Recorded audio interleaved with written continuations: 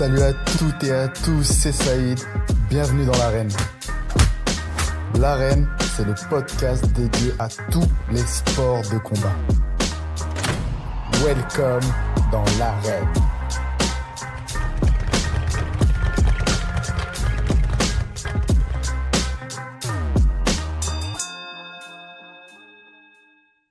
L'arène podcast épisode 67 et pour ce nouvel épisode, je reçois le combattant MMA Amin Ayoub. Amin Ayoub qui va combattre ce samedi, ce sera à Marseille à l'Arès et ce sera un gros combat pour lui. Alors c'est l'occasion de le découvrir, de savoir comment il est tombé dans le MMA, ce qu'il faisait avant, son avenir, voilà, un peu de tout sur Amin.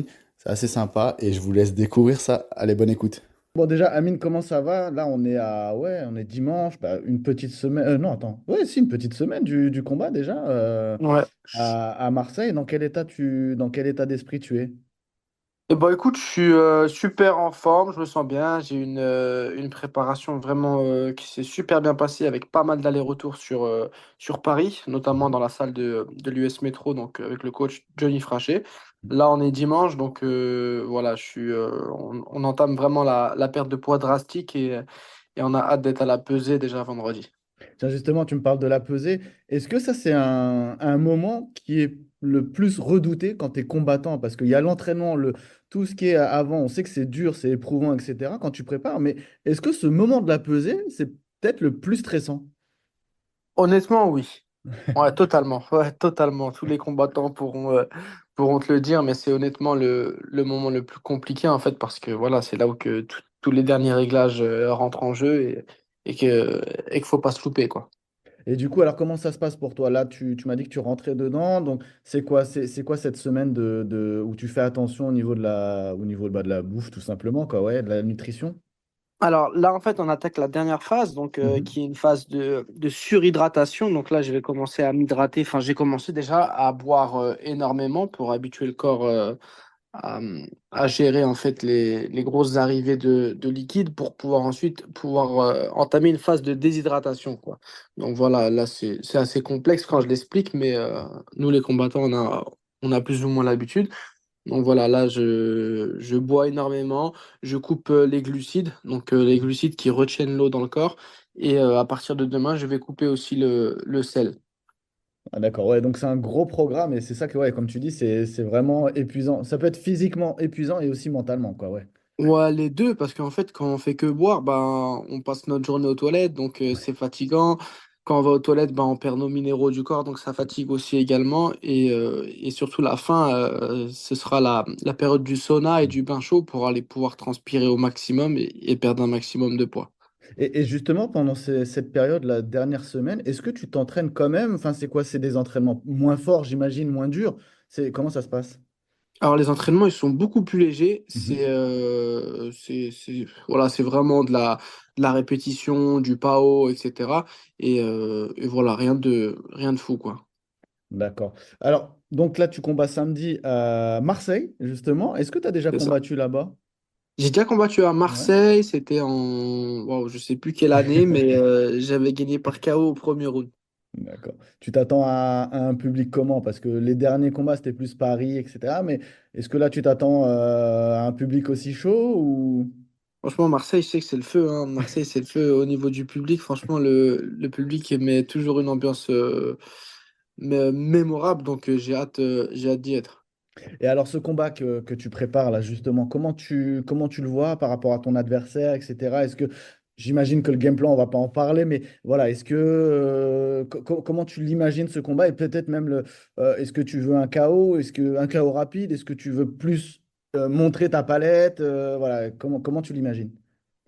Bah écoute, mon adversaire, c'est un combattant assez agressif, avec un style plutôt kickboxer, tu vois, Mhm. donc voilà. Moi, tout peut m'aller dans le sens où il me fait pas peur debout et je peux l'amener au sol et mettre fin aussi au combat au sol également. Donc voilà, après, si je peux me mettre KO, bien sûr, on s'offrira une victoire de ce genre. C'est très bien. Histoire de bien finir l'année en plus. Exactement, histoire de bien finir l'année et puis de bien finir mon contrat à la reste, car c'est mon dernier combat avec eux. Et alors la suite après, qu'est-ce que ça sera pour Amine? Bah écoute, pour l'instant, voilà, on peut pas trop en parler parce qu'il y a rien de signé, étant donné que je suis encore en contrat avec Hmm. l'ARES là, mais voilà, on va voir ce qui se trame. Mais j'ai déjà eu la proposition donc de l'UFC il y a un an. Euh, Là, lors du dernier UFC Paris, j'étais le combattant backup. Donc, ce qu'on dit, quand on dit backup, c'est genre sur 6 combattants, s'il y en a un qui se blesse, c'est moi qui prends la place. Donc voilà, j'ai ma place dans les plus grosses ligues et j'ai hâte de le démontrer. Et justement, ouais, tu m'as parlé de l'UFC Paris. Ça, c'est des événements auxquels tu as envie de prendre part par la suite, quoi, ouais. Que ce soit Ouais, bien l'UFC sûr. ou autre, hein, évidemment. Ouais, ouais, bah oui, bien sûr. Alors, tu es bah, faut le dire, hein, tu es le meilleur Français de ta catégorie, voire de deux catégories même. Qu'est-ce que ça fait, qu'est-ce que ça représente pour toi d'être justement celui qui a ce statut? Bah écoute, ça fait qu'on veut toujours se surpasser, s'entraîner de plus en plus dur pour pas laisser la place aux jeunes loups qui sont derrière, quoi. Parce que voilà, il y a des gens, ils veulent ton statut, hein, forcément. Comme tu as dit, je suis classé numéro un avec le classement Tapologie au niveau des orgas françaises et européennes. Donc voilà, j'ai pas envie de perdre ce statut et j'ai envie d'aller encore plus haut, quoi. Et ça, justement, c'est une motivation parce que j'imagine que plus ça va, de toute façon, plus il y a encore de plus en plus de combattants MMA en France, parce que voilà, on est une nation qui cartonne dedans. Donc, de voir qu'il y a des jeunes qui arrivent, des jeunes loups, toi, tu te dis non, non, mais attends, moi, je suis encore jeune, mine de rien, quand même, et faut que je montre que je suis là, quoi. Ouais, c'est ça, exactement. En fait, moi, je suis jeune par l'âge, mais je suis âgé C'est ça. par l'expérience, en fait. Je vais faire mon 27e Mm. combat. 21, ouais, c'est ça, je vais faire mon 27e combat. Donc voilà, par l'expérience, c'est comme si j'étais très âgé, mais par là, je suis jeune. Donc voilà, je me laisserai pas dépasser par les nouveaux du game, on va dire.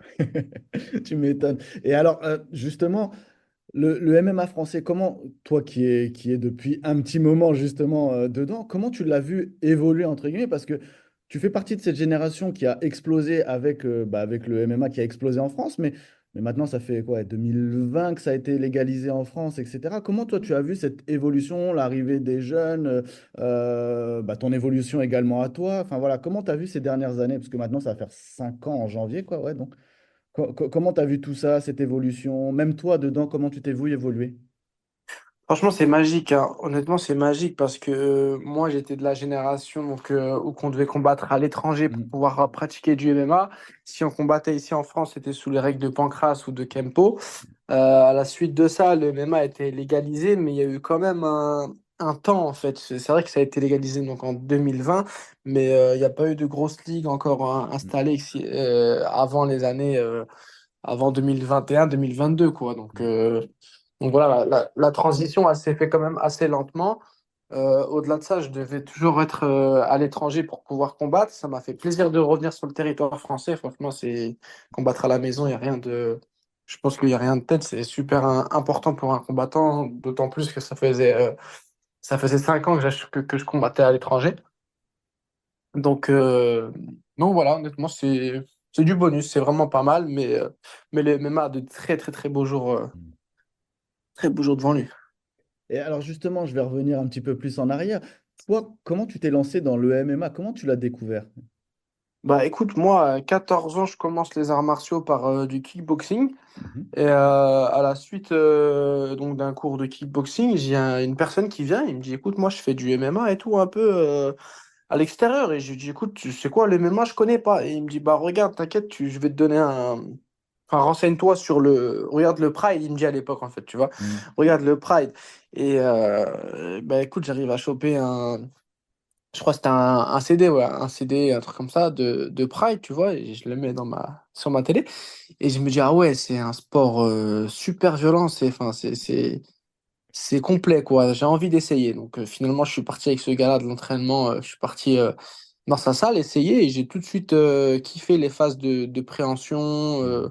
tout ce qui est les techniques de soumission, etc. Et j'y ai accroché directement. Et dans l'année qui a suivi, j'ai lâché le kickboxing pour aller vers le MMA. Et t'as bien fait parce que vu ce qu'on voit aujourd'hui, ça cartonne. C'est très bien. Ouais, Et justement, question que j'aime bien poser aux combattants à chaque fois, t'étais bagarreur toi ou pas? Ou voilà, ou tu t'es lancé dedans comme ça? Ouais, si, quand même, ouais. Un petit peu, ouais. Et alors, est-ce que toi aussi, déjà, tu regardes d'autres combats de MMA ou de boxe? Parce que je sais que, tu vois, par exemple, j'ai eu Francis Ngannou, j'ai été avec lui au PFL pour son Ouais. retour. Et quand je lui ai posé la question, il m'a dit, non, moi, des fois, j'en regarde, mais des fois, je préfère me déconnecter et ne pas regarder. Ah ouais, non, moi j'aime bien être dans une dynamique vraiment autour de mon sport et boxe anglaise, c'est super rare que je regarde parce que voilà, c'est long, c'est assez des combats assez construits, etc. Mais le MMA, ouais, je regarde super souvent, je regarde très souvent. C'est surtout quand c'est des combattants de ma catégorie en fait. Et justement, la nuit dernière, tiens, il y avait John Jones. Est-ce que toi, tu l'as regardé, ça? Alors je me suis pas levé dans la nuit parce que voilà, je prépare un combat Bah donc oui. il me faut du sommeil, mais je l'ai regardé ce matin en replay et franchement très impressionnant. Et est-ce que justement, toi, tu avais des. Quand tu t'es. Alors, tu m'as parlé du kickboxing évidemment avant, mais après, quand tu es parti dans le MMA, en regardant le Pride, etc., est-ce que tu avais des modèles, Ouais, Georges Saint-Pierre. Ouais, ok. Ouais, Georges Saint-Pierre, c'est vraiment le combattant ultime pour moi, au niveau de tout, hein, mindset, intelligence de combat. Franchement, j'aime trop. Georges Saint-Pierre, c'est vraiment, il respire le combattant, quoi. Et est-ce que tu as eu l'occasion de le rencontrer, justement? Non, jamais. Non? Non, jamais. Ça, ce serait pas mal, justement, j'imagine, à discuter avec lui et autres. Ça Ouais, devrait être. franchement, grave. Ouais, ça peut être super intéressant. Et alors, sans parler d'organisation, évidemment, comme tu l'as dit, mais est-ce qu'il y a des combattants, ça peut être même du passé, hein, est-ce que c'est des combattants que toi, tu aimerais bien combattre plus tard ou un jour retrouver dans la cage? Est-ce que ça te ferait kiffer d'en croiser?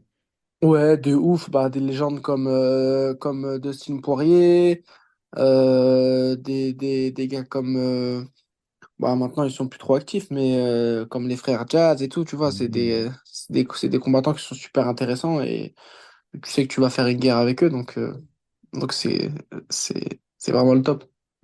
Je parlais tout à l'heure de ce que tu regardais des combats de boxe ou MMA, mais est-ce que aussi tu regardes des films ou est-ce que tu lis du manga, des animés, je sais pas, est-ce que tu as un univers aussi comme ça à côté? Franchement, pas du tout. Pas du D'accord. tout. Non, pas du tout. J'ai une vie super remplie avec une femme et deux enfants, toujours à gauche, à droite, donc franchement, non, j'ai pas trop le temps de regarder des mangas ou quoi. Après, quand ils vont grandir, sûrement tu regarderas avec eux. Ouais, on aura, ouais, voilà, ça ou d'autres hobbies, on verra. Et c'est quoi tes petits, on va dire, rituels avant un combat ou des choses comme ça? Avant un combat, alors, est-ce que j'ai un rituel?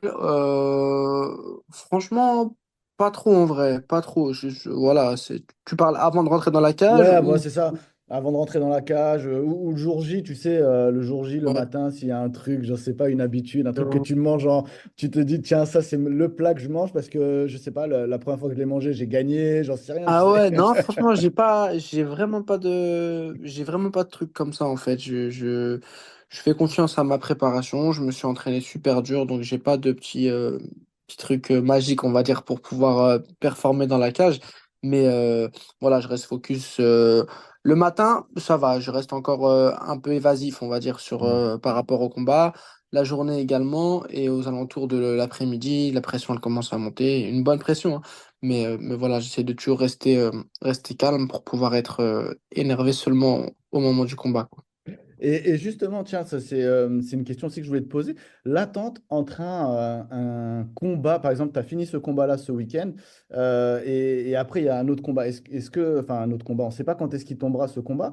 Est-ce que c'est long d'avoir une date d'un combat pour toi, ou est-ce que tu dis bah, c'est normal, il faut que je me prépare, je reste tranquille, il y a un temps de récup entre guillemets entre deux combats, etc. Ou est-ce que toi, tu as tout de suite envie de combattre, de retrouver tout de suite la cage? J'ai tout de suite envie de retrouver la cage, forcément, parce que cet état dans lequel on se trouve dans la cage, on peut pas le trouver ailleurs, en fait. C'est une dose d'adrénaline directement et on peut pas le trouver ailleurs. C'est incroyable, c'est indescriptible, en fait, comme sensation. Et je me dis, qu'est-ce que c'est long d'attendre une future date. Il y a des fois, je me suis retrouvé un an sans combattre et c'est vraiment super long. On s'ennuie en fait. Ouais, ça doit être très frustrant, toi. Ouais, ouais, bah oui. Question, alors ça, c'est la question la plus drôle, entre guillemets. Est-ce qu'on a des amis dans le MMA, hors ceux de l'entraînement? Est-ce que, par exemple, il y a des mecs que tu as déjà combattus, je dis pas que c'est des amis, mais est-ce que ça peut rester je sais pas, des connaissances Ouais, ouais, bien sûr, je suis en bon terme avec la plupart des combattants que j'ai combattus même, hein. D'accord. Ouais, sans problème, franchement, normal. Ça, on fait un sport de. Voilà, c'est un sport qui est assez violent, mais en dehors de la cage, voilà, on est des êtres humains avec beaucoup de valeurs Ouais. et beaucoup de. Voilà, c'est très important. Alors, si je peux, dans ce cas-là, je peux te demander ton top 5 des Français, on va dire. Top Ça 5 marche ou des pas? Français? Ouais, ouais, Tu as pas le de droit de te problème. mettre dedans. Ouais, bien Que je sûr. précise à chaque fois aux combattants, tu as le droit de te mettre dedans. Top 5 des combattants. Donc, bah écoute, je mettrai en premier Saladin Parnasse. Mhm. En deuxième, je mettrai Cyril Gane. À la suite de ça, on aura Daguerre Maveuve, puis Manon Fiorot, parce que c'est une combattante, hein, on la met aussi. Et pour finir, je mettrai Benoît Saint-Denis. Ah oui, c'est vrai, ouais. Benoît Saint-Denis, en plus, tu le connais, c'est ça? Enfin, Ouais, on est dans la Ouais, même équipe ouais, de c'est ça. management, ouais. Ouais, T'as déjà tourné avec lui, j'imagine, ouais, bien ou... sûr, Ouais. ouais. Ah, génial. Ah, beau top 5, c'est vrai. Beau top 5, beau top 5. Ouais, Franchement, on essaye d'être, comment dire, d'être sincère et honnête, quoi. ah, c'est cool. En plus, c'est bien parce que tu as même mis Manon en plus. Donc, Ouais. ça, c'est pas mal. D'ailleurs, Manon, tu la vois, tu la verrais bien championne de l'UFC prochainement. Enfin, Je, peut-être même je même pense la que c'est première. je Ouais. pense que c'est la prochaine championne, ouais. Je dis la prochaine parce que Cyril Gane l'a déjà été, malgré une ceinture intérimaire, mais il a quand même fait l'effort de prendre le titre intérimaire, ce qui est déjà énorme. Et j'imagine que toi, en plus, ça doit te faire aussi, en tant que Français, aussi d'être content de voir que bah, les Français cartent. Parce que tu as cité Saladin, mais Saladin qui est au KSW, enfin, de voir d'autres Français qui sont au PFL, à l'UFC, enfin, de vous voir, vous, cartonner. Toi, on te le souhaite prochainement d'aller dans une très grande organisation, de voir la France être partout comme ça, tu dois être fier, tu dois être content, tu dois te dire, bah Ouais, voilà, ça donne envie, quoi. ouais, non, franchement, ça fait plaisir, c'est incroyable. Qu'est-ce qu'on peut te souhaiter pour la suite? Eh ben, écoute, on peut me souhaiter une belle victoire samedi, une très grosse victoire spectaculaire et une grosse signature donc dans la Champions League, hein, comme on dit à l'UFC, ça serait le top ou voilà, on verra en tout cas, mais la Champions League, c'est vraiment l'endroit où qu'on veut aller. Merci beaucoup, Amine, franchement, pour cette interview. C'était cool de t'avoir Ouais, et avec franchement, plaisir. c'était Ah, enrichissant, ça fait normal. du bien. Ouais, toi aussi, tu as l'air d'être super passionné par ce que tu fais. C'est gentil. Merci beaucoup, Amine.